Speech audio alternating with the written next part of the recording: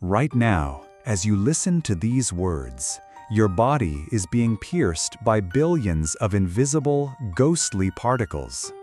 They don't come from the ground, nor from the polluted air. They come from the farthest reaches of the cosmos, from the dying hearts of stars, from titanic galactic explosions millions of light years away.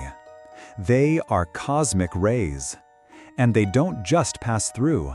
They leave a signature, a microscopic scar, right in the core of life itself, your double helix DNA. For decades, we have gazed up at the night sky and wondered about our place in the universe. We've searched for messages from the stars, for signals of extraterrestrial life. But what if the answer isn't out there, but is instead encoded deep within us? What if the universe isn't just a silent stage for the drama of humanity, but a director, a screenwriter, silently editing every line of the genetic code that created us? This is not some far-fetched theory. This is a chilling question built on real evidence, drawn from the blood and tissue of those who have dared to fly into the void, the astronauts. To understand this haunting story, we must first confront the culprit: cosmic radiation. Imagine microscopic bullets fired from supernovae or from our own sun, hurtling through space at nearly the speed of light. They carry immense energy, enough to punch through the hull of a spacecraft, penetrate flesh and bone. And when they strike the delicate machinery inside our cells, they wreak havoc. Their favorite target is the DNA molecule. A single cosmic ray particle can shatter chemical bonds, snapping one or even both strands of the helix.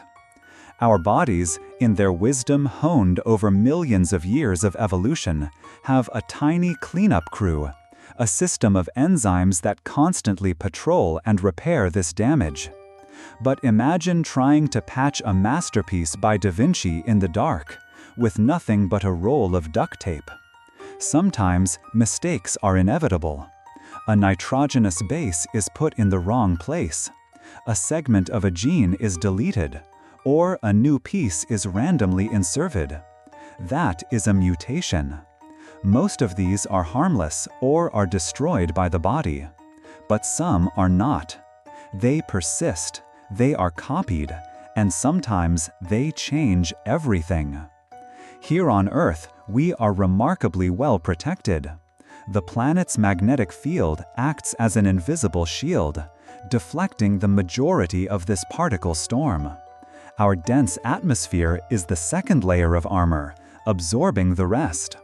But when humans leave this safe cradle, everything changes. Anyone who has taken a long-haul commercial flight has been exposed to a higher dose of radiation than normal. And for the astronauts aboard the International Space Station, they are living directly in the line of fire. In that environment, an astronaut can receive a radiation dose hundreds of times higher than on the ground. They are the unwitting guinea pigs in the grandest experiment in history. And the results from that experiment are beginning to reveal astonishing and somewhat terrifying truths. A study published in the journal Nature Communications Biology analyzed blood samples from 14 astronauts who participated in space shuttle missions between 1998 and 2000. The results were stunning. The blood of every single one showed signs of DNA mutations, particularly in genes related to controlling cell growth. These mutations, known as somatic mutations, raise the future risk of cancer and cardiovascular disease. The story becomes even more dramatic with NASA's twin study, one of the most unique experiments ever conducted. Identical twin brothers, Scott and Mark Kelly, are both astronauts. NASA sent Scott to the ISS for nearly a year, while Mark remained on Earth, serving as a perfect genetic control. When Scott returned, scientists compared every biological marker between the brothers. The findings were almost unbelievable. Thousands of Scott's genes had changed their expression. His immune system was operating on high alert. But the most shocking discovery was in his telomeres, the protective caps at the ends of chromosomes, which normally shorten as we age. In space, Scott's telomeres had grown unusually long, as if he were rejuvenating. Does that sound like good news? A fountain of youth among the stars? Not quite. The excitement quickly faded when scientists discovered that upon his return to Earth, these telomeres not only shrank back to their normal size, but did so rapidly, becoming shorter than before, suggesting an accelerated aging process. The spaceflight seemed to have inflicted a deep chromosomal wound. More importantly, while 93% of his genes returned to normal, the remaining 7% still carried a cosmic scar. They had been permanently altered. This was undeniable proof. Space is actively rewriting human genetic code. And this is where the story shifts from empirical science to a realm of grand, mysterious, and philosophical hypotheses. If cosmic radiation can alter an astronaut's DNA in just 1 year, what has it done to the entire human species over millions of years of evolution? We know that Earth's past was not always peaceful. Our planet's history is punctuated by terrifying cosmic events. Supernovae exploding near our solar system could have bathed the Earth in intense waves of gamma rays and cosmic radiation. Some scientists believe such events may be the culprit behind at least 2 of the 5 great mass extinctions, including the late Ordovician and late Devonian events, by destroying the ozone layer and causing a sudden spike in mutation rates. Within catastrophe, there is always the seed of opportunity. A mass extinction wipes out countless species, but it also creates ecological voids. And a higher mutation rate generates countless new genetic experiments. Could these radiation shocks from the cosmos have been the catalysts, the engines that accelerated the wheel of evolution, creating explosive leaps like the Cambrian explosion, when life suddenly diversified at a dizzying pace? Could it be that the universe, in its violent fury, has been steering the ship of evolution in directions it would never have gone if left only to terrestrial factors? This hypothesis sounds wild, but it poses a profound question. Is evolution truly an entirely random process? Or is there an external factor, a cosmic hand, that is shaping it? A fascinating study has suggested that cosmic rays may have played a role in establishing the right-handedness of life.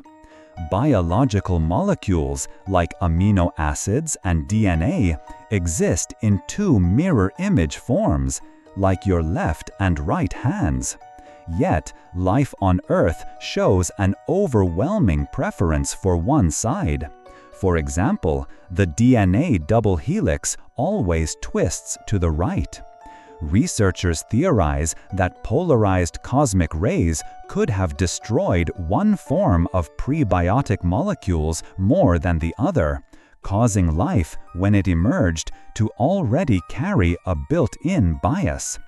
If this is true, then, from our most fundamental structure, we bear the imprint of the cosmos. The story goes even further, touching on one of the oldest and most controversial theories, panspermia. This theory proposes that life did not originate on Earth, but was seeded from space, perhaps via comets or meteorites carrying microorganisms or organic building blocks. This idea, once dismissed as science fiction, is gaining more serious consideration as we find complex organic molecules on meteorites. If life can travel between the stars, then cosmic rays are not just a mutagenic agent, but could be part of a mechanism for dispersion and evolution on a galactic scale. It could be the tool for updating the genetic code of life on different planets, ensuring that life remains adaptive and diverse. Where do we stand in this grand picture? Are we merely the result of random processes on a lonely blue rock? Or are we part of a much larger story, a cosmic symphony in which our DNA is an unfinished score? When we look at the astronauts returning from the ISS, we don't just see heroes, we see messengers from the future, carrying a message written in the language of genes. They show us how humanity will change as we truly begin our journey to the stars. But at the same time, they are a mirror to the past, showing us how we may have been forged by the very same forces they just confronted. Perhaps the universe is not a silent, empty void. Perhaps it is speaking to us, not through radio waves, but through the high-energy particles that are quietly editing every cell in our bodies. Our blueprint may have been drawn not only by Earth, but by dead stars and distant galaxies. Every mutation, every evolutionary step might be a new word added to a story written by the cosmos itself. And we, with all our thoughts, our dreams, and our flaws, are the characters in that story. A story whose ending has not yet been written.